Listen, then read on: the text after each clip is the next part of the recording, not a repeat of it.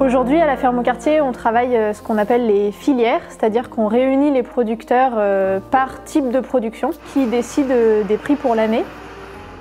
Un tiers de ce qui est produit qui est gaspillé. Donc aujourd'hui, on a mis en place tout un tas d'actions pour lutter contre ce gaspillage. On travaille beaucoup en flux tendu. On essaie de travailler en précommande, les clients passent commande en amont. Nos invendus vont à la fabuleuse cantine qui transforme des produits un peu en fin de vie pour en faire des plats cuisinés notamment. Et ce qui n'est plus utilisable est composté.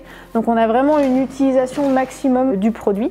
Et le compost est même revalorisé parce qu'il est renvoyé sur les fermes comme amendement en matière organique. Quand on achète à la ferme au quartier, on sait d'où provient le produit. Les salariés qu'on a en face de nous sont aussi en lien avec les producteurs et peuvent notamment sensibiliser à tout un tas de problématiques, que ce soit les aléas climatiques, la saisonnalité, le gaspillage, donner des nouvelles de ce qui se passe sur les fermes. De la ferme au quartier appartient à ces 110 coopérateurs et aujourd'hui le système de prise de décision c'est une personne égale une voix. On fait une livraison professionnelle, donc les clients pros sont assez divers. Ça peut aller du resto collectif, IME ou autre, à des épiceries solidaires, des restaurants, des biocoop, des lycées, des collèges. Un choix qui essaye d'être alternatif à la grande distribution.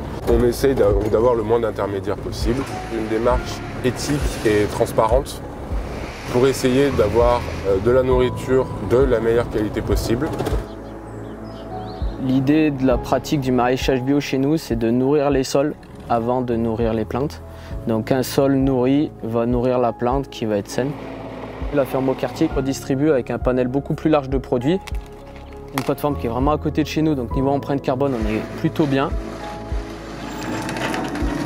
J'ai toujours été fan de la nature. Mon père m'a bien initié dès mon plus jeune âge.